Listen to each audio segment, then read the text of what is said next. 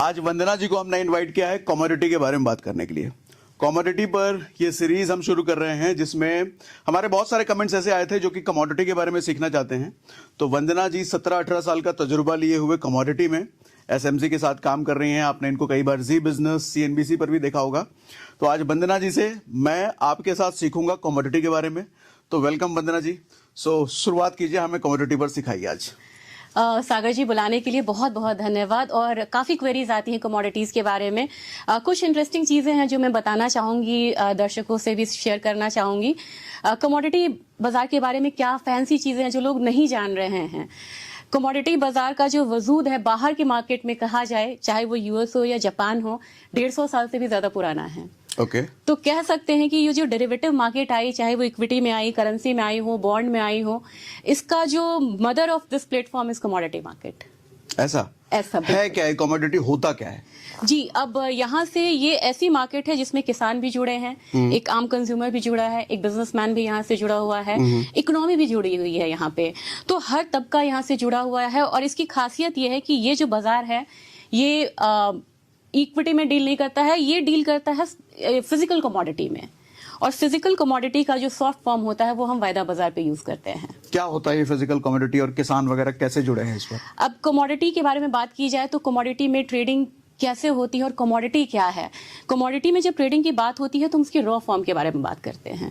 तो कमोडिटी वायदा बाजार में जो भी ट्रेडिंग होती है वो बिल्कुल उसका रॉ फॉर्म होता है। जैसे गेहूं हो गया, आपको चना हो गया, धान हो गया, सोना हो गया। हम गोल्ड की ज्वेलरी में ट्रेड नहीं कर रहे हैं, हम गोल्ड में कर रहे हैं।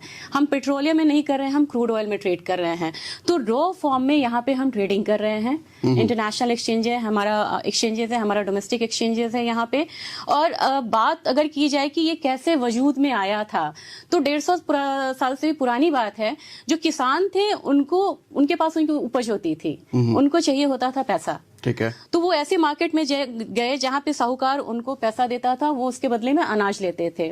फिर तो जो भाव मिलता था वही देते थे, लेकिन उनको चाहिए होता था कि अगर 3 महीने बाद उसकी उपज क्या होगी उसके हिसाब से हमें पैसा चाहिए। ठीक है। इस लेन देन का जब बिल्कुल फिल्टर होते होते फॉर्म आया, वो डेरिवेटिव बाजार का एक रूप लिया। ठीक है। और तब से यहाँ पे बिल्कुल ऑर्गेनाइज ट्रेडिंग की शुरुआत हुई। फॉरवर्ड कॉन्ट्रैक्ट, फ्यूचर्स कॉन्ट्रैक्ट, उसके बाद बहुत सारे कॉन्ट्रैक्ट्स आने लगे, ऑप्शन में भी यहाँ पे ट्रेड होने लगा। तो यहाँ पे शुरुआत हुई थी वायदा बाजार की, और धीरे धीरे काफी सारे जो सेक्टर्स हैं इसमें वो इन्वॉल्व होते चले गए, चाहे वो करेंसी हो, इक्विटी हो, बॉन्ड हो, या कोई भी मार्केट हो यहाँ पे। अच्छा, मैं थोड़ा आपको रोक करके थोड़ी बातों को समराइज कर देता हूँ जो मुझे समझ में आया। कमोडिटी मार्केट का मतलब बेसिकली वंदना जी ये बताना चाह रही हैं, जैसे गेहूं, चावल, दाल, ये सब भी हम ले सकते हैं, सोना, चांदी। आप फिजिकल वर्ल्ड में जैसे इन चीज़ों पर ट्रेड करते हो ना, ट्रेड का मतलब आप समझ रहे हो कि हम कोई चीज़ देते हैं तो बदले में कुछ चीज लेते हैं, मतलब खरीद बिक्री करके प्रॉफिट लॉस वो ट्रेड होता है, जो हम ऑप्शंस में भी, इक्विटी में भी कई बार बात कर चुके हैं। इसी तरीके से कमोडिटी एक मार्केट है। जैसे हम इक्विटी की बात करते हैं तो वहां पर शेयर्स में ट्रेड होता है। हम जैसे ऑप्शंस की बात करते हैं वहां पर ऑप्शंस होते हैं, इक्विटी के ऑप्शंस। कमोडिटी में जो हमारे पास प्रोडक्ट है जिस पर ट्रेड होता है वो सोना, चांदी, गेहूं, चावल, ये सब प्रोडक्ट है। अब सवाल ये उठता है कि ये सब शेयर मार्केट में कैसे? तो इन्हीं सब का रूप हमें शेयर मार्केट में वर्चुअली लाया जाता है, और हम इस पर फिजिकली ट्रेड नहीं कर रहे होते हैं, लेकिन इन सब की जो वैल्यू रियल वर्ल्ड में, रियल मार्केट में चल रही होती है, वही वैल्यू आपको यहां देखने को मिलती है। जब रियल वर्ल्ड में उसकी वैल्यू बढ़ेगी, सोने का भाव बढ़ेगा, चांदी का भाव बढ़ेगा, क्रूड ऑयल का भाव बढ़ेगा, तो वो भाव आपको यहां भी देखने को मिलेगा। वो भाव घटेगा तो वो घटा हुआ भाव यहां भी देखने को मिलेगा। तो मतलब रियल वर्ल्ड में जैसा उसका भाव ऊपर नीचे होगा, सेम भाव इधर भी ऊपर नीचे होगा, और उसी पर हम ट्रेड लगाते हैं। ठीक है, बिल्कुल सही, परफेक्ट। हाँ, अब यहाँ पे फिर थोड़ा सा यहाँ पे ऐड ऑन करना चाहूंगी कि अब इक्विटी मार्केट की बात हुई, कमोडिटी मार्केट की बात हुई, डिफरेंस क्या है यहाँ पे। जैसे इक्विटी में हम कैश में ट्रेड करते हैं तो हम कहते हैं कि हमने इसकी डिलीवरी उठा ली, ठीक है, और फिर हम इसे फ्यूचर्स मार्केट में भी यहाँ पे ट्रेड करते हैं। लेकिन जब बात होती है कमोडिटी मार्केट की, कमोडिटी मार्केट का स्पॉट मार्केट, कैश, और ये जो फ्यूचर्स है ये टोटली डिफरेंट होता है। ठीक है। जैसे इस मार्केट में अगर फ्यूचर एक्सचेंज भी है, हमें डिलीवरी अगर चाहिए होगी तो हम एक्सचेंज की मदद से हम डिलीवरी ले सकते हैं। उसके लिए हमें 2 ऑप्शंस चाहिए होता है। जो भी यहाँ पे कॉन्ट्रैक्ट्स होते हैं, जैसे कि इक्विटी में कॉन्ट्रैक्ट्स हैं, ऑप्शंस का हर थर्सडे वो एक्सपायर होता चला जाता है। हमारे यहाँ मंथली फ्यूचर्स होते हैं। ठीक है। मंथ के एंड में जैसे कि हमारी कौन कौन सी कमोडिटी ट्रेड होती है वो एक बार मैं आपको दिखा देना चाहती हूँ कि कौन कौन सी कमोडिटी यहाँ पे ट्रेड होती है, ताकि थोड़ी सी यहाँ पे क्लैरिटी आ जाए। 2 नंबर। हाँ, तो पहले तो ये मार्केट हम लोगों ने देख लिया कि किस तरीके से मार्केट है। इसका एक बहुत बड़ा पार्ट यहाँ पे कमोडिटी मार्केट है। ठीक है। कमोडिटी अच्छा, ये थोड़ा सा एक्सप्लेन कर ले क्या, कैपिटल मार्केट क्या है, डेट मार्केट क्या है, आप ही एक्सप्लेन कर दीजिए। तो कमोडिटी मार्केट में जैसे कि हमारे पास निवेश करने की कई सारे यहाँ पे आप देख सकते हैं कि सेक्टर्स है। कैपिटल मार्केट में हम कर रहे हैं, डेट में कर रहे हैं, बॉन्ड्स में कर रहे हैं, फॉरेक्स मार्केट बहुत बड़ी मार्केट है इंटरनेशनल मार्केट में, और करीब करीब हर लोग यहाँ पे फॉरेक्स मार्केट में निवेश करते हैं। कमोडिटी मार्केट एक हमारा आयाम है जिसमें कि एक नया हमारा टूल जुड़ा है 2003 में। ये 2003 में ये मार्केट लॉन्च हुई थी इंडिया में, लेकिन इंटरनेशनल मार्केट में ये काफी 1850 के करीब से ही ये मार्केट ट्रेड हो रही है। तो हम थोड़े पीछे हैं, लेकिन दे रहे हैं, दुरुस्त आए वाली बात है। फिर हमारा मनी मार्केट आ जाता है। अब हम शुरुआत करते हैं कि कमोडिटीज में कितनी तरह की कमोडिटीज यहाँ पे ट्रेड होती है सागर जी। तो जैसे अगर यहाँ पे हम करना चाहें, हार्ड कमोडिटी और सॉफ्ट कमोडिटीज हम ले लेते हैं। हार्ड कमोडिटीज ऐसी कमोडिटीज होती हैं जैसे मेटल्स आ गया हमारा। सॉफ्ट कमोडिटीज में जैसे एग्री प्रोडक्ट्स आ जाते हैं। मेटल, सोना, चांदी, बिल्कुल। उसके अलावा भी कोई और मेटल्स? नहीं, अभी ये स्टील आप ले सकते हैं। स्टील भी है। हाँ, ओके, ठीक है। बिल्कुल। अब कुछ कमोडिटीज सॉफ्ट कमोडिटीज में है जो कि कम हो गई हैं। पहले जैसे पैडी में ट्रेड होता था, वीट में भी यहाँ पे ट्रेड होता था, वो ट्रेडिंग एसेंशियल कमोडिटीज के दायरे में आती थी, तो वो भी ट्रेड नहीं हो रही है।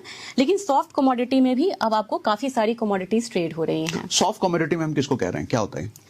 ये एग्री कमोडिटीज हो गई। अच्छा, एग्रीकल्चर से रिलेटेड सारी चीजें। बिल्कुल। सारी चीजें, चावल, दाल, आटा, सब्जी, भाजी, वो सब इसमें इंक्लूडेड नहीं है। ये स्पॉट मार्केट में, फिजिकल में तो है, लेकिन फ्यूचर्स के प्लेटफॉर्म में काफी सिलेक्टेड कमोडिटीज हैं, क्योंकि एसेंशियल इनका नेचर होता है, एसेंशियल कमोडिटीज में आती हैं। तो इसकी वजह से कुछ सरकार का भी यहाँ पे दबाव होता है, कुछ रेगुलेटर्स भी यहाँ पे ध्यान रखती है कि इन कमोडिटीज में ट्रेड नहीं होना चाहिए।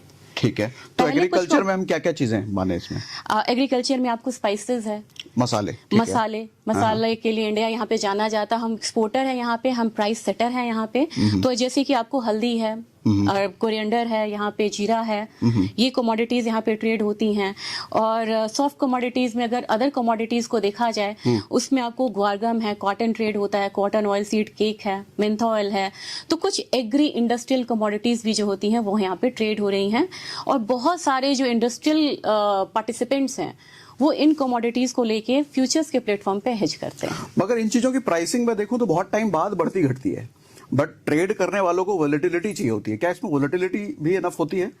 जी, वोलेटिलिटी बहुत ज्यादा है। अगर आप स्पाइसेस में मैं एक एग्जांपल दूं, जैसे जीरा का मैं एग्जांपल आपको देती हूँ। ठीक है। ये 14,000 की कमोडिटी थी। 14,000 रुपए? 14,000 रुपए, 14,000 रुपए यानी कि क्विंटल, 1 क्विंटल। ठीक है। तो यानी कि आप मान सकते हैं कि 14,000 के क्विंटल से ये कमोडिटी बढ़ के 62,000 रुपए हो गई। कितने टाइम में? ये आपको 1.5 से 2 साल के बीच में हो गया। 14,000 से 62,000 2 साल में, तो कितना गुना हो गया फिर ये? और अभी आप बताएं, अब कहाँ पे ट्रेड हो रहा है ये? कहाँ पर? ये करीब 27,000 के करीब आज ट्रेड हो रही है।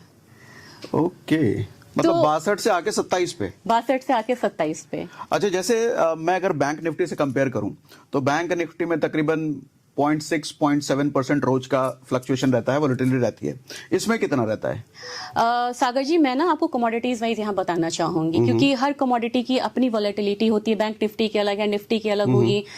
तो यहाँ पे जैसे हम नेचुरल गैस लेते हैं तो 1.25-1.15% की इसकी डेली वोलेटिलिटी है। 1.25 मतलब बैंक निफ्टी से डबल हो गया? ये लगभग डबल हो गया। तो मतलब इसका ट्रेडिंग करने वालों के लिए बड़ी खुशखबरी होगी कि वोलेटिलिटी ज्यादा, डबल मिल रही है यहाँ पे ऑप्शंस के कंपैरेटिवली। ऑप्शंस में सर ये हॉट फेवरेट है। हॉट फेवरेट है? हॉट फेवरेट है। ओके। 2007। तो इसमें भी हम ऑप्शन ट्रेड कर सकते हैं? बिल्कुल, इसमें आप फ्यूचर्स में ट्रेडिंग कर सकते हैं, ऑप्शंस में ट्रेडिंग कर सकते हैं। ऑप्शंस की ट्रेडिंग न्यूली यहाँ पे लॉन्च हुई, लेकिन फिर भी यहाँ पे 4-5 साल से ऑप्शंस ने लॉन्च होने के बाद ऑप्शंस में भी आपको यहाँ पे 2 ऑप्शंस मिलते हैं। एक ऑप्शन मेगा है, एक ऑप्शन मिनी है। यानी कि ये बाजार सबका ख्याल रख रहा है, जो जितने प्रिंसिपल अमाउंट के साथ आए, कम से आए, ज्यादा से आए, सबके लिए यहाँ पे पोर्टफोलियो मैनेज जो है वो हो जाएगा। मतलब एक चीज मुझे समझ आ रही है, ऑप्शन ट्रेडर्स का बैंक निफ्टी फेवरेट होता है बिकॉज ऑफ वॉलेटिलिटी। तो अगर उनको कमोडिटी भी मिल रहा है तो ऑप्शंस में शायद वो बैंक निफ्टी छोड़ के कमोडिटी पर आ जाए, तो ज्यादा वॉलेटिलिटी की वजह से ज्यादा वो काम कर सकते हैं? बिल्कुल, मैं आपको बताना चाहूंगी फ्यूचर्स मार्केट 2003 से है, ठीक है। कमोडिटी में। ऑप्शंस हमारा 5-6 साल से यहाँ पे है। अभी जो ऑप्शंस का जो वॉल्यूम है वो फ्यूचर से 5 गुना है। 5 गुना ऑप्शंस का?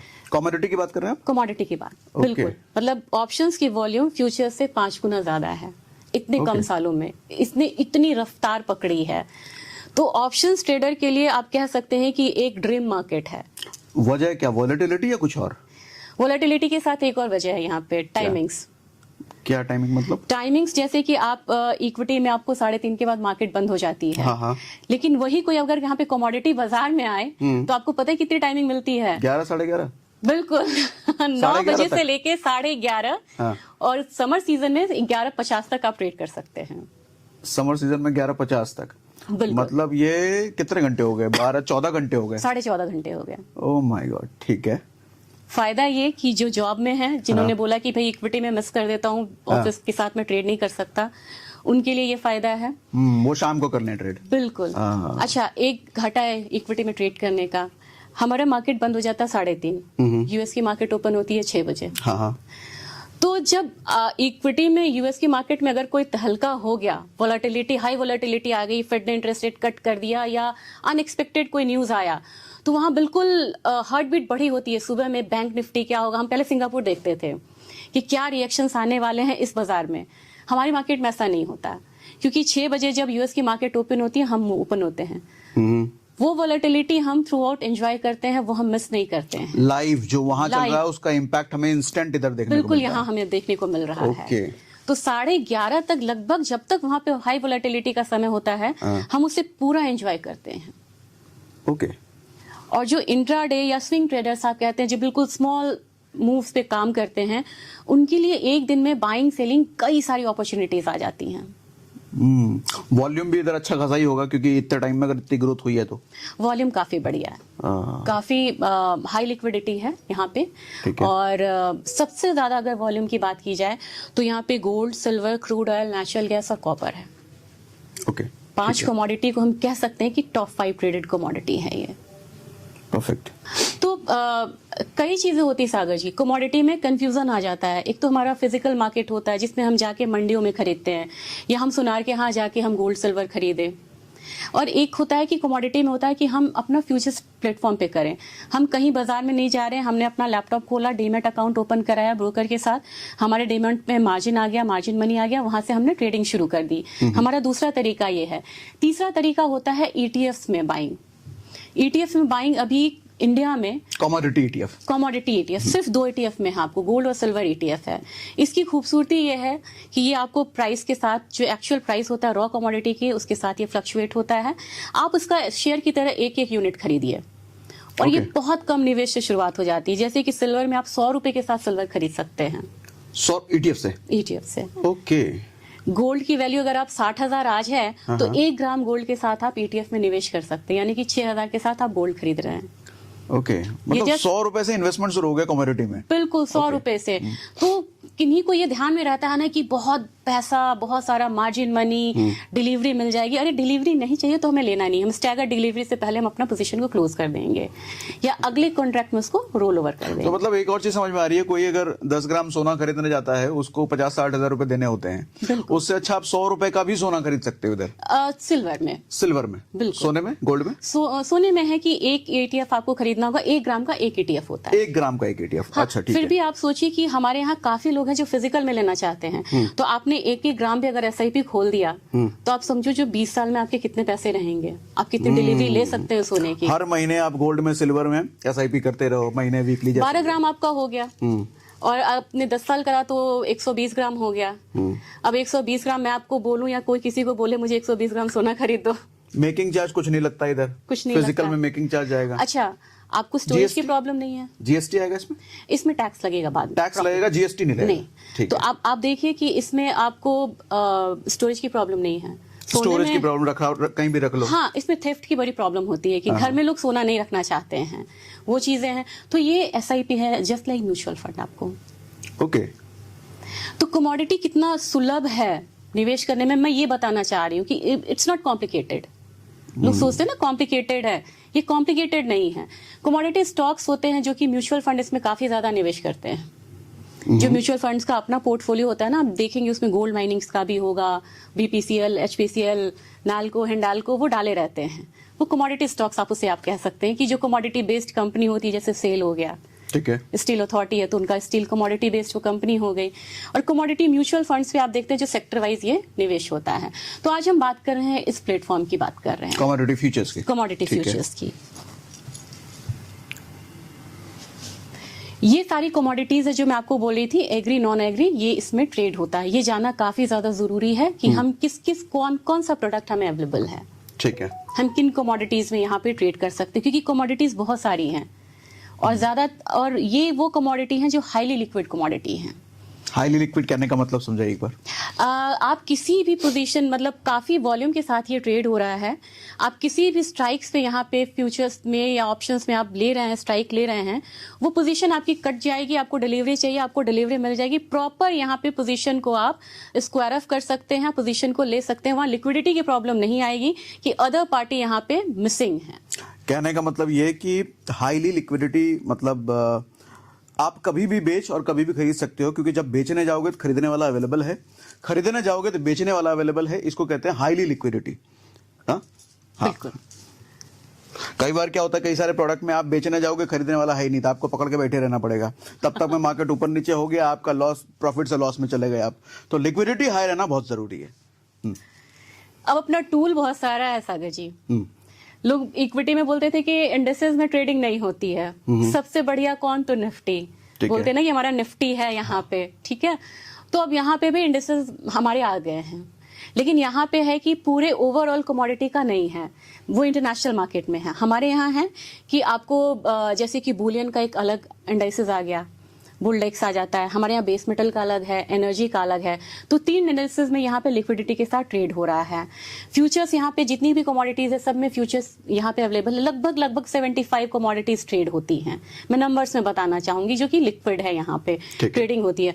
ऑप्शंस में लगभग बहुत सारी कमोडिटीज में, मेटल्स, एनर्जी, सब में ऑप्शंस अवेलेबल हैं। और ऑप्शंस अवेलेबल हैं सागर जी, तो वो ऑप्शंस मिनी भी है और मेगा भी है। मिनी मेगा पर हमने बात नहीं की थी, वो क्या होता है? मिनी में कॉन्ट्रैक्ट का साइज जो है वो डिफरेंट हो जाता है। जैसे कि आप फ्यूचर्स में गोल्ड को ले लें, जैसे गोल्ड को आप ले रहे हैं तो 1 kg का एक कॉन्ट्रैक्ट आएगा, तो वो मेगा कॉन्ट्रैक्ट आ जाएगा। दूसरा कॉन्ट्रैक्ट हमारा आ जाएगा जो कि 10 ग्राम का आ जाएगा, या यहाँ पे 100 ग्राम, वो मिनी कॉन्ट्रैक्ट हो जाएगा। फिर छोटे से आ जाते हैं गिनी कॉन्ट्रैक्ट हो जाते हैं, वो 10 ग्राम का कॉन्ट्रैक्ट होगा। तो इस तरीके से उनके जो मार्जिन है वो भी अलग अलग लगते हैं। यानी कि कम निवेश के साथ आप मिनी कॉन्ट्रैक्ट्स में ट्रेड कर सकते हैं। ठीक है। एक्सचेंजेस की बात हमने नहीं करी थी। हाँ, तो एक्सचेंजेस की बात होती है तो कमोडिटी कोई अलग स्पेस की चीज नहीं है। अब बड़ी खुशी की बात यह है कि इसमें मल्टी कमोडिटी एक्सचेंज सबसे बड़ा एक्सचेंज है। मल्टी कमोडिटी मतलब? मल्टी कमोडिटी एक्सचेंज यानी कि ये इंडिया का एक्सचेंज है, कमोडिटी एक्सचेंज। यहाँ पे फ्यूचर्स ऑप्शंस ट्रेडिंग होती है। ये हमारा डेरिवेटिव प्लेटफॉर्म प्रोवाइड करता है, जैसे कि एनएससी है और बीएससी है। अच्छा, एक चीज मैं यहाँ पे क्लियर कर दूं, सवाल उठता होगा कि जिस जगह पर आप बैंक निफ्टी और निफ्टी में ट्रेड करते हो, कमोडिटी पर वहां ट्रेड नहीं होगा, कमोडिटी के लिए अलग अकाउंट होता है। सही मैं कह रहा हूँ? बिल्कुल। हाँ, लेकिन अब यहाँ पे कुछ सालों में बीएससी, एनएससी, एमसीएक्स और एनसीडीएक्स जो है वो एग्री कमोडिटीज के लिए जाना जाता है। ठीक है, सिर्फ एग्री? हाँ, ज्यादातर है, उसमें मेटल्स भी हैं, लेकिन जो मेन वॉल्यूम है वो आपको एनसीडीएक्स में एग्री कमोडिटीज का बहुत ज्यादा है। लेकिन अब यहाँ पे इंक्लूडेड हो गए हैं एनएससी और बीएससी भी। ओके, एग्री तो समझ गए। बुलियंस क्या है? बुलियंस में आपको गोल्ड सिल्वर आता है। अच्छा, ओके, मेटल्स। मेटल्स, बुलियंस का मतलब मेटल की कैटेगरी इसमें आ गई, एग्री का मतलब एग्री किसानों से रिलेटेड सामान। बीएससी में और एनएससी में अब आपको एनर्जी कॉन्ट्रैक्ट भी यहाँ पे लॉन्च हो चुका है। एनर्जी कॉन्ट्रैक्ट जैसे? एनर्जी में 2 कमोडिटीज आती हैं फिलहाल तो इंडिया में। एक यहाँ पे क्रूड ऑयल होता है, दूसरा नेचुरल गैस होता है। अच्छा, क्रूड ऑयल का मतलब बहुत लोगों को नहीं पता होगा, वो समझा दीजिए। क्रूड ऑयल को अगर हम बिल्कुल बेसिक टर्म ले, कच्चा तेल, आपने सुने होगा। जैसे आप इकोनॉमिक टाइम्स पढ़ेंगे ना, या अखबार में मोटे मोटे उसमें होगा सर्राफा बाजार लिखा आता है ना, चांदी बॉम्बे इतना, मुंबई में इतना, चेन्नई में इतना, ऐसे ही आप देखेंगे कि कच्चा तेल का आपको प्राइस आता है। मतलब ये जो कच्चा तेल है, आप पेट्रोल डीजल जो देखते हो वो पहले कच्चा तेल होता है, हमारे को नेचर ने कच्चा तेल दे रखा है, उससे पेट्रोल डीजल बनाए जाते हैं। सही कह रहा हूं मैं? बिल्कुल। उनके बाय प्रोडक्ट्स यहाँ पे है, नेचुरल गैस है, आपको पेट्रोलियम है, डिस्टिलेट है, गैसोलीन है, इनके बाय मतलब फिनिश्ड प्रोडक्ट्स ये कह सकते हैं कि ये सारे हैं। कच्चा तेल हमारा रॉ प्रोडक्ट हो गया। तो इन सब चीजों में यहाँ पे ट्रेड होता है। इसकी एक और खासियत है सागर जी, मैं बताना चाहूंगी। काफी सारे ब्रोकिंग हाउस ने ये फैसिलिटीज दी हैं कि जिनका अकाउंट NSE BSE में है वो कमोडिटी में भी ट्रेड कर सकते हैं 3:30 के बाद। उनका जो बैलेंस अमाउंट है उसके साथ वो कमोडिटी ट्रेड कर सकते हैं सेम प्लेटफॉर्म। ये काफी सारे ब्रोकर्स के साथ है, काफी सारे, हर ब्रोकर्स के साथ नहीं है। नहीं। मतलब समझाना ये चाह रही है मैम कि आपका जिस भी ब्रोकर के साथ अकाउंट है, जो पैसा आपने ऑप्शंस के साथ लिए रखे हैं, इक्विटी के लिए रखे हैं, वो पैसा आप कमोडिटी में यूज नहीं कर सकते ज्यादातर ब्रोकर्स के साथ। लेकिन कुछ ब्रोकर ऐसे भी हैं कि वही पैसा आप कमोडिटी में भी यूज कर सकते हो ट्रेड करने के लिए। यही बिल्कुल रेगुलेटर्स ने अलाउ किया है इसे। तो ऐसे कोई ब्रोकर के नाम आप बता सकते हो जिसमें लोगों को ये सुविधा मिले कि वो पैसे को इक्विटी के साथ साथ कमोडिटी में भी यूज कर पाए? जी हाँ, बिल्कुल। अगर आप SMC के साथ ट्रेड कर रहे हैं या स्टॉक्स कार्ड के साथ ट्रेड कर रहे हैं, उनके पास ये फैसिलिटीज हैं। लेकिन पहले किसी भी निवेशक को ये देखना होगा कि ये फैसिलिटीज जिनके साथ वो ट्रेड कर रहे हैं वहां है या नहीं है। ओके, ठीक है। तो SMC स्टॉक कार्ड का लिंक हम डिस्क्रिप्शन में डाल देते हैं। बिल्कुल, ठीक है, आपको मिल जाएगा जब तक आप देख रहे हो। ओके, आगे। अच्छा वंदना जी, एक बात हमें बताइए कि जैसे नैस्डैक यूएस मार्केट का हम देखते हैं, सीधा इम्पैक्ट पड़ता है हमारे मार्केट पे, तो कमोडिटी मार्केट पर कितना इम्पैक्ट होता है उसका? ये कमोडिटीज टू कमोडिटीज डिपेंड करती है सागर जी, क्योंकि कुछ कमोडिटी में है कि हम मेजर प्लेयर हैं, उसमें हम प्राइस सेटर हैं, वो प्राइस टेकर हैं। इसका एग्जांपल मैं देना चाहूंगी स्पाइसेस हम हिस्टोरिकली जाने जाते हैं, हमारा देश गुलाम भी हुआ था स्पाइसेस की वजह से, ट्रेड की वजह से। ये नेगेटिव बात है, लेकिन पॉजिटिव चीज ये है कि स्पाइसेस में 70% हमारा ग्रिप है एंटायर वर्ल्ड के ट्रेड पे। तो स्पाइसेस की अगर बात होती है तो लोग इंडियन मार्केट को देखते हैं कि इंडिया में क्या चल रहा है, लेकिन जब बात बुलियंस की हो, बात एनर्जी की हो, बेस मेटल्स की हो, तो हमें इंटरनेशनल मार्केट में यूएस में और चाइना में क्या हो रहा है ये हमें देखना पड़ता है। तो जब मॉर्निंग की शुरुआत होती है तो सबसे पहले दुबई ओपन होता है, जापान ओपन होता है, फिर दुबई ओपन होता है। वहां पे भी इम्पैक्ट आता है यूएस मार्केट का कि यूएस में किस तरीके की मूवमेंट आई थी, वो रिफ्लेक्ट होता है जापानीज मार्केट में, वो रिफ्लेक्ट होता है दुबई के मार्केट में, वो रिफ्लेक्ट होता है इंडियन मार्केट में। और उसके हिसाब से हम volatility, gap up, gap down, opening एक होता है ना, वो रिएक्शंस आता हुआ देखते हैं। लेकिन कमोडिटी कैटेगरिकली यहाँ पे डिफरेंट मार्केट को ट्रैक करती है।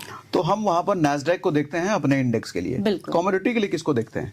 हम यहाँ पे CME को देखते हैं, शिकागो मर्केंटाइल एक्सचेंज। CME आपने सुना होगा नाइमेक्स, कॉमेक्स में सोना ये रहा, नाइमेक्स में क्रूड ऑयल ऐसा रहा। तो हम उसमें शिकागो मर्केंटाइल एक्सचेंज को देखते हैं, ये यूएस की मार्केट हुई। अगर बेस मेटल की बात हुई तो हम यहाँ पे लंदन मेटल एक्सचेंज को हम यहाँ पे देखते हैं। अच्छा, मुझे लगता है कि क्या हमें बाहर के मार्केट को कमोडिटी के लिए देखने की जरूरत है? रीजन ये है, जैसा आपने बताया कि सेम टाइम पे हम शुरू हो रहे होते हैं, वहां भी सेम टाइम पे शाम को 6 बजे और यहाँ भी 6 बजे चल रहा होता है उस टाइम पे, तो लाइव उधर जो हो रहा है इधर भी इम्पैक्ट आ रहा होगा, तो उसको ट्रैक करने की जरूरत है क्या? हम नैस्डैक को इसलिए ट्रैक करते हैं क्योंकि आज जो नैस्डैक में हुआ कल हमको अपने इंडियन मार्केट में देखने को मिलेगा, लेकिन इधर तो लाइव चल रहा होगा। यहाँ पे इलेक्ट्रॉनिक ट्रेडिंग सेशन में ये चलता रहता है। यूएस मार्केट की मैं बात कर रही हूँ, वो थोड़ा और आगे चलता है और हमारी मार्केट 11:50 यहाँ पे बंद होती है, तो वो इम्पैक्ट आता है। दूसरी चीज, मैं एक और चीज यहाँ पे बताना चाहूंगी, 11:50 तक मार्केट चलती है, तो जैसे कि हम वहां से 12 घंटे हमसे वो मतलब पीछे हैं, तो वहां पे सपोज कि किसी फेड में पॉवेल ने कुछ बोल दिया या कोई स्टेटमेंट आ गया, कोई हरिकेन की बात आ गई, कोई डेटा वहां पे जॉबलेस डेटा है, GDP डेटा है, जो हो सकता है हमारे मार्केट के बाद आया, अगर वो मार्केट के बाद वो डेटा आ गया, उसका रिफ्लेक्शन हमारी मार्केट पे जरूर आना है। और वो हमें अगर 11:50, अगर हमारा मार्केट 11:50 बंद हो गया है और उसके बाद उधर आया है, तो हमें अगले दिन देखने को मिलेगा। ये अक्सर सागर जी देखिए, अब हमारा मार्च में एक रेट का इंटरेस्ट रेट कट की मीटिंग है, इंटरेस्ट रेट की मीटिंग है, फेड की बैठक है। इसमें आप देखिएगा जब भी इंटरेस्ट रेट की बात आती है, यहाँ के 12:50 पे आती है, यानी कि हमारे लिए वो कल हो जाता है। हमारी मार्केट बंद और वहां पे फेड का अनाउंसमेंट कब होता है? हमारे रात के 1 बजे।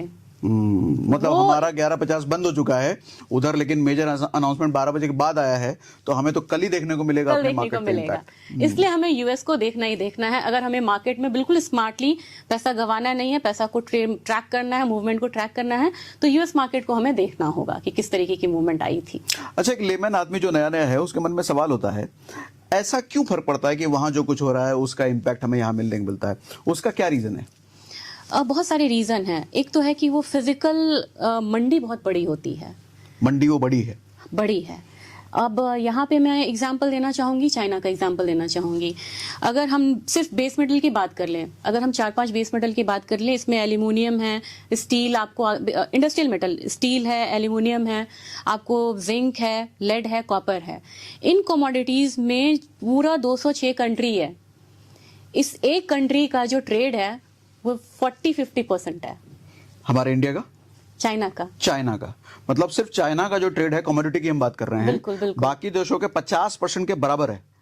बाकी देश पूरे एक साथ, और चाइना का अकेला का कंजम्पशन 50% के करीब होता है। चाहे वो कंज्यूम करे, चाहे प्रोड्यूस करे, चाहे एक्सपोर्ट करे, चाहे इंपोर्ट करे। मतलब 50% चाइना लेके बैठा है, बाकी के 50% में वो सारे। ओके। तो जो चाइनीज मार्केट में होगी, वहाँ की जो डेवलपमेंट है, जो इंफ्रास्ट्रक्चर है, वो पिछले 2 दशक से उन्होंने बहुत मेंटेन करा था। 12 अच्छा साल है इंफ्रास्ट्रक्चर, बहुत अच्छा है। 12 साल उन्होंने डबल डिजिट में अपना जीडीपी रखा है, 12-13 साल। तभी आपने मोदी जी को कई बार कहते भी सुना होगा कि हम चाइना के इंफ्रास्ट्रक्चर को कम्पीट करने जा रहे हैं। अब वो दिन भी आएगा सागर जी, क्योंकि उनके ट्रेड रिलेशंस खराब हो रहे हैं अब बाकी देशों से, जो हम आजकल देख रहे हैं टीवी में भी हम काफी ज्यादा देखते हैं। ट्रेड रिलेशंस खराब हो रहे हैं, उनका रियल एस्टेट खराब जा रहा है, इकोनॉमी की हालत बुरी है। उन्होंने लगातार स्टिमुलस दिए हैं 2022 से, और उसके बाद स्टिमुलस दिए हैं, उसका मतलब क्या?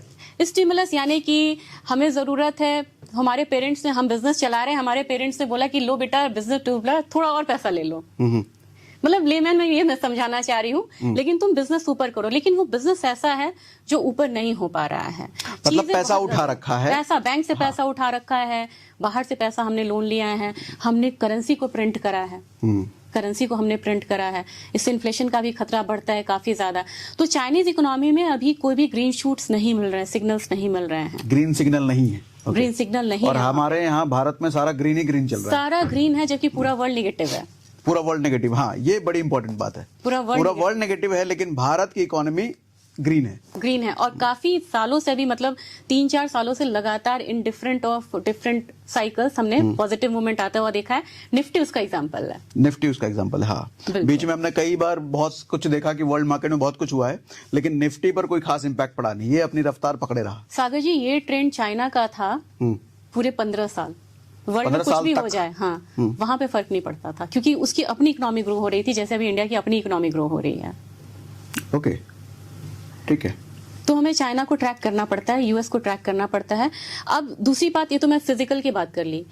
अब यहाँ पे अगर आप देखेंगे ना कि डेरिवेटिव मार्केट का सारा जो कंसंट्रेशन है वो एशिया में चाइना है, हांगकांग है, नहीं तो यूएस है और एलएमई है। तो हमें उन्हें ट्रैक करना पड़ता है, क्योंकि डेरिवेटिव मार्केट में कमोडिटी का जो अभी वेटेज है वो कम है। और डेरिवेटिव हम कमोडिटी की बात कर रहे हैं, बिल्कुल ठीक है, हम सारी बातें कमोडिटी के रिलेटेड कर रहे हैं। बिल्कुल। डेरिवेटिव आपको क्लियर होगा, राइट? डेरिवेटिव के बारे में कई बार बात कर चुके हैं। डेरिवेटिव ऑप्शंस जो बेसिकली किसी न किसी चीज से डिराइव्ड होकर के आई है। जैसे मैंने एक बार एग्जांपल लेके बताया था कि अगर आपको रियल फ्लैट खरीदना है, तो 1 करोड़ का अगर फ्लैट है तो उसमें रहने के लिए आपको 1 करोड़ रुपए देना पड़ेगा, लेकिन आप चाहो तो उसी फ्लैट में 25,000 रुपये महीना रेंट दे करके भी रह सकते हो। यानी कि एक्चुअल फ्लैट आपको खरीदने की जरूरत नहीं पड़ी, 25,000 रुपये में वही 1 करोड़ की फैसिलिटी को आप एंजॉय कर रहे हो सिर्फ 25,000 रुपये महीना दे करके। इसी को कहते हैं डेरिवेटिव। बिल्कुल। हाँ,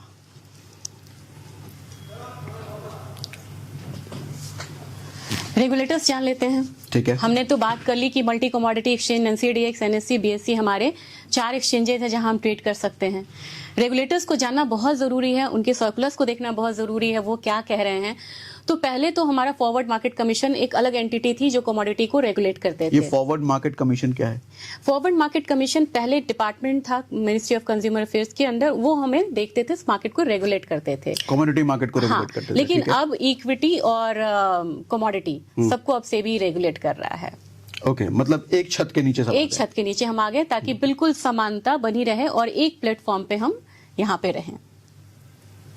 तो अब जरा हम इस सेशन में बेसिक्स ऑफ कमोडिटी मार्केट की बात कर लेते हैं, थोड़ा ट्रेड वेट कैसे करते हैं वो सब भी जरा हम जान लेते हैं। हाँ बताइए वंदना जी। सागर जी, कुछ भी बहुत बड़ी बात नहीं है इसमें। कमोडिटी में हम वही चीज ट्रेड करते हैं जो आप डे टू डे लाइफ में यूज कर रहे हैं। आपने गोल्ड पहना हुआ है?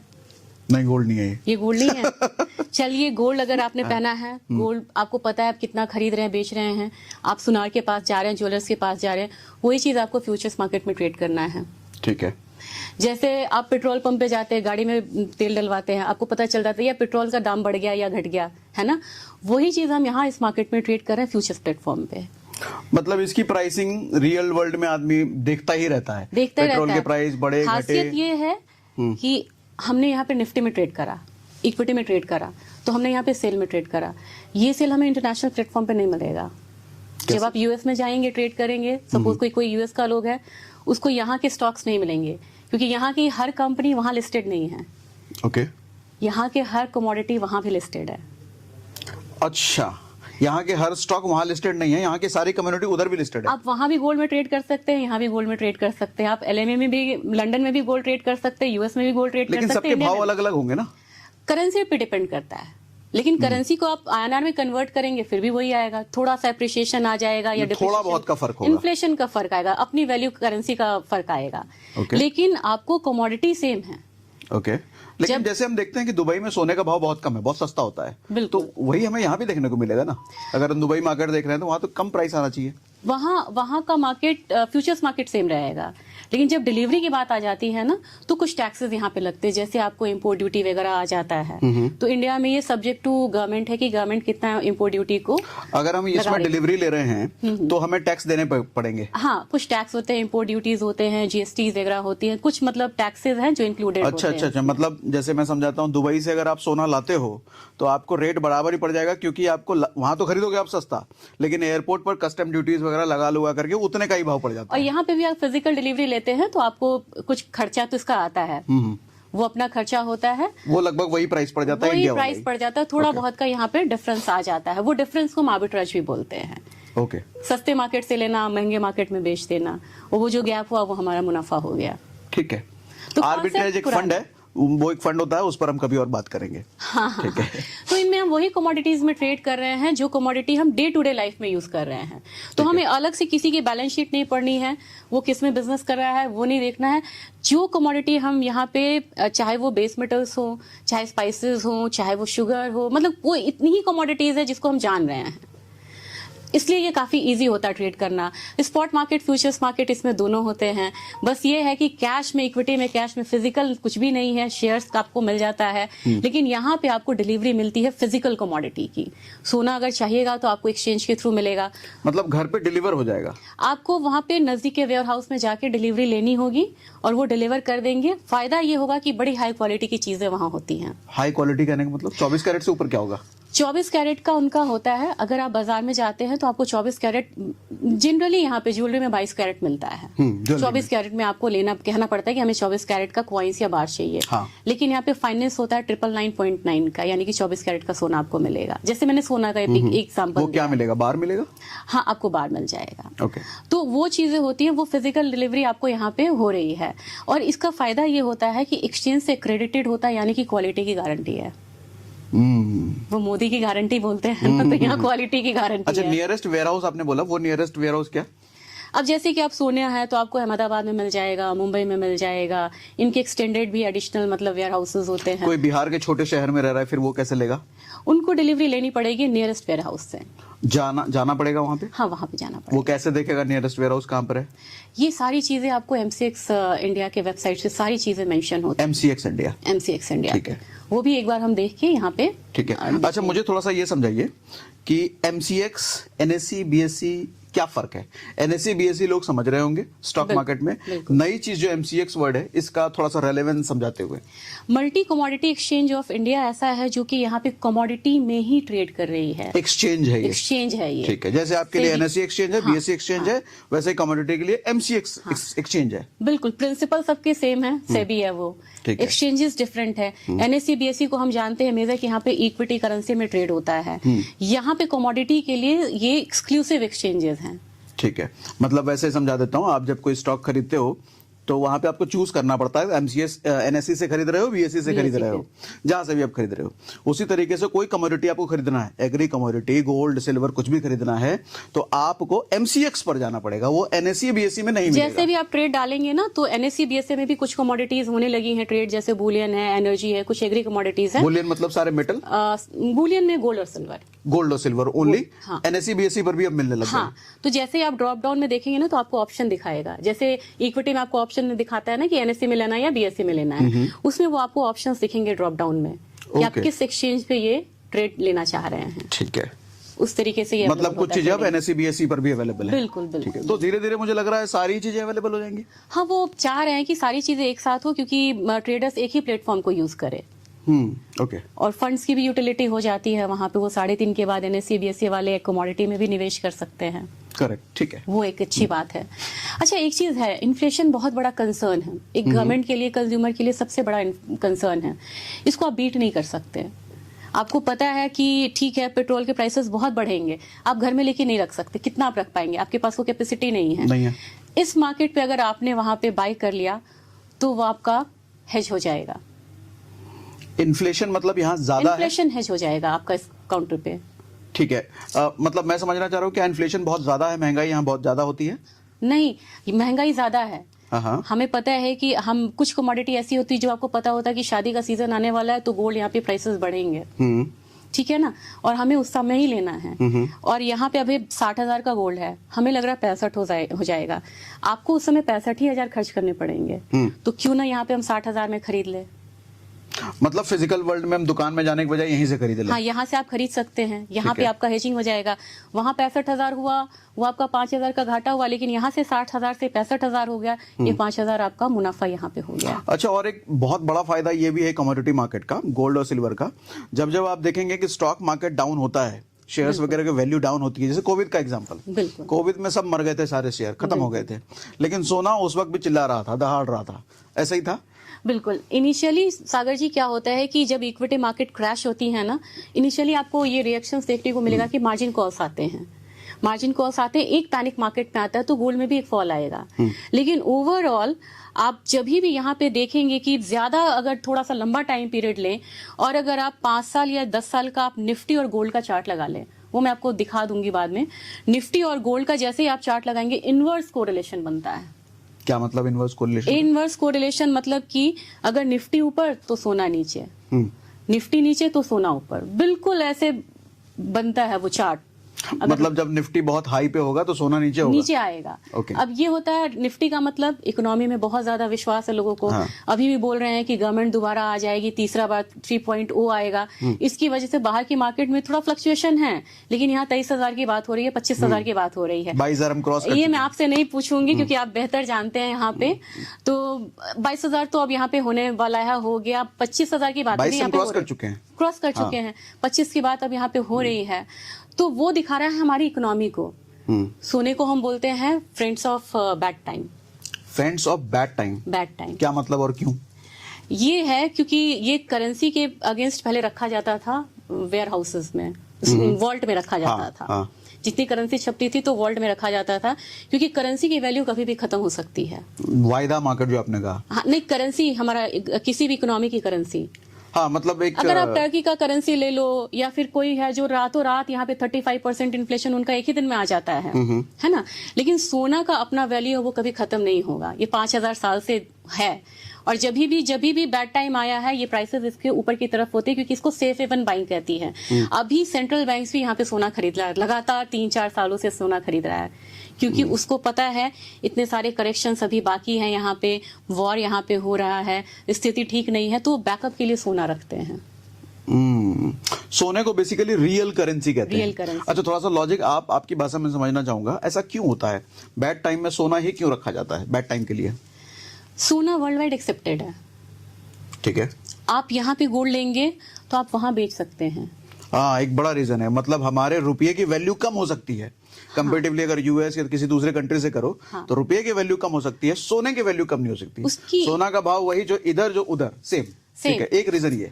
और वो वर्ल्ड वाइड कहीं भी जाइए, आप अगर यहाँ पे INR लेके जाएंगे तो आपको कन्वर्ट कराना पड़ेगा एयरपोर्ट पे जाते जाते कि भैया डॉलर दे दो, मैं विदेश जा रहा हूँ। हाँ, गोल्ड लेके जाइए, आपको कुछ कन्वर्जन नहीं कोई करना। कन्वर्जन नहीं, ठीक है। कोई उसकी वर्ल्ड वाइड, उसे हम प्रॉक्सी करेंसी बोलते हैं एक्चुअली। मैं ये वर्ड बोलना चाह रही थी कि उसे प्रॉक्सी करेंसी बोलते हैं, उसे करेंसी की तरह हम यूज करते हैं। आप गोल्ड लेके चले जाइए, आपको अलाउड है अगर आप वहां जाके गोल्ड सेल करिए, डॉलर मिल जाएगा आपको।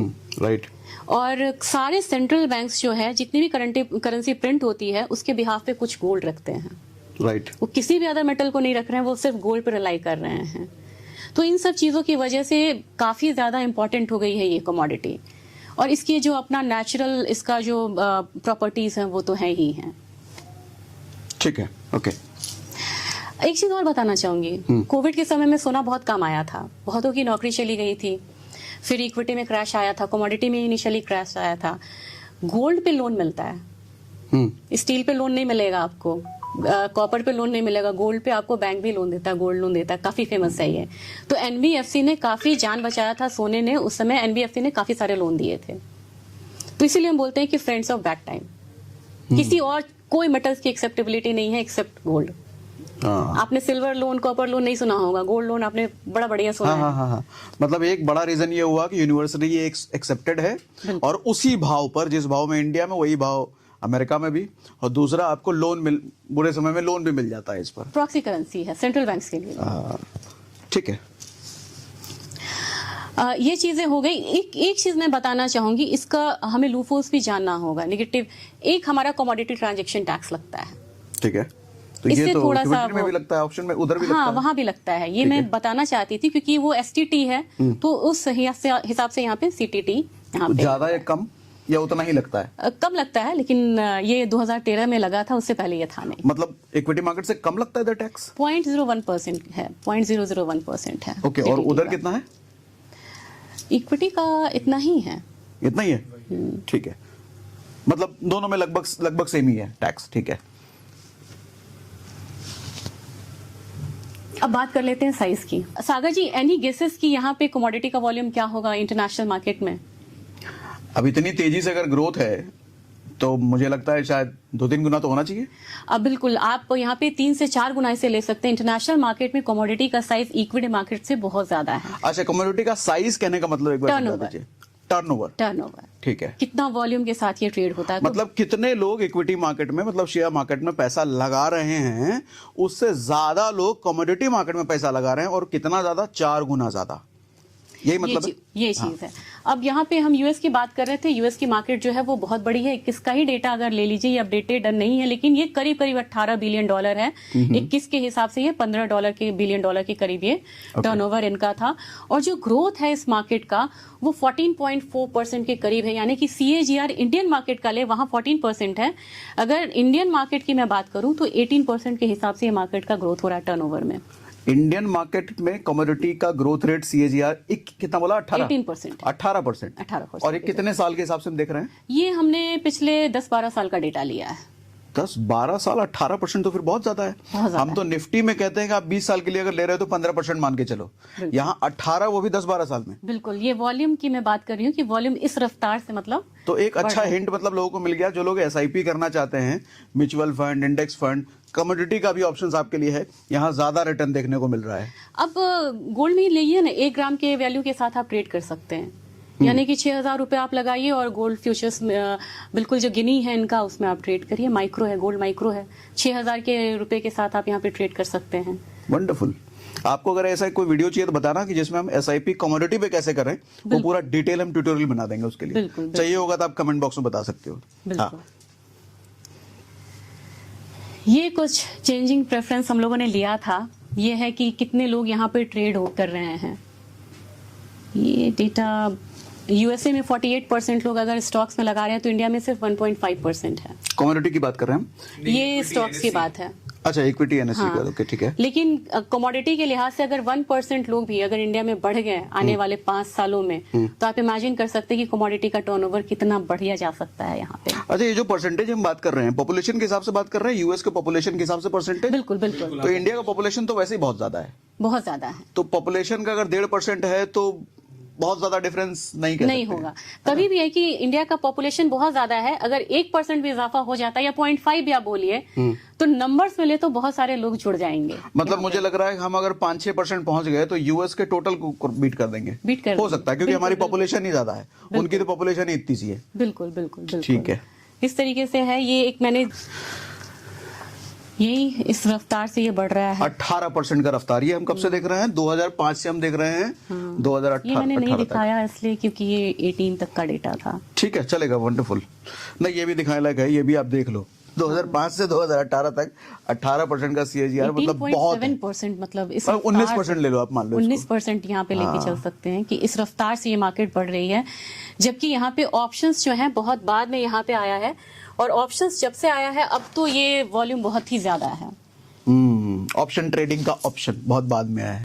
अच्छा, अभी वंदना जी एक काम करते हैं, इसको आज के सेशन को भी इतना ही रोकते हैं, थोड़ा ज्यादा हो जाएगा। कमोडिटी पर हम ये पूरी सीरीज शुरू कर चुके हैं। नेक्स्ट सेशन में हम क्या सीखने वाले हैं? हम पहले तो हम बेसिक्स यहाँ पे देखेंगे सारे। अभी तक बेसिक हमारा पूरा क्लियर नहीं हुआ है, नहीं। बेसिक ही अभी हम चल रहे हैं। नेक्स्ट सेशन को हम बेसिक एक्सटेंड और करेंगे। ठीक है, बिल्कुल। ट्रेड कैसे करना चाहिए, वेबसाइट्स को कैसे फॉलो करना है, क्योंकि वहां पे सर्कुलर्स आते हैं, बेसिक इन्फॉर्मेशंस वहां पे मिलेंगी। क्या क्या चीजें हैं जो कमोडिटी का फ्यूचर्स में ट्रेडिंग कितने तरीके की होती है, इनके पार्टिसिपेंट्स कितने होते हैं, जैसे आर्बिट्रेजर्स होते हैं, स्पेकुलेटर्स होते हैं, हेजर्स होते हैं, किन किन तरीकों से हम पार्टिसिपेट यहाँ पे कर सकते हैं, हमारा प्लेटफॉर्म यहाँ पे क्या क्या है। कमोडिटीज हम बहुत अच्छे से जान गए हैं कि कमोडिटीज कौन कौन सी है, क्या चीज हमें डूज एंड डोंट्स क्या है इस मार्केट के, ये भी हम यहाँ पे देख सकते हैं, क्योंकि काफी ग्रे मार्केट में भी ये कमोडिटी ट्रेड होती है। तो ग्रे मार्केट का भी थोड़ा समझेंगे हम। बिल्कुल ठीक बिल्कुल है। बिल्कुल। तो ये सारी चीजें हम आगे के सेशन में समझने वाले हैं। मीनवाइल डीमैट का लिंक हमने एसएमसी का स्टॉक कार्ड का डाल रखा है, जिसमें कि दोनों ही ऑप्शंस आपको मिल जाते हैं। वहां पर आप एक ही पैसे को इक्विटी में भी और कमोडिटी में भी यूज कर सकते हो। और डीमैट के साथ साथ हमने टेलीग्राम चैनल का भी लिंक डाल रखा है, जिस टेलीग्राम चैनल में आप वंदना जी से कनेक्ट करके कमोडिटी में ट्रेड करने के बहुत सारी चीजें, आपको पता है टेलीग्राम में क्या होता है, वो सारी चीजें टेलीग्राम में सुविधाएं आपको मिल सकती हैं। उसका भी लिंक हमने डिस्क्रिप्शन में डाल दिया है। बाकी अभी तक का कोई सवाल निकलता है तो कमेंट बॉक्स में लिख के जरूर बताइए, आगे के सेशंस में हम सवाल पिक कर लेंगे।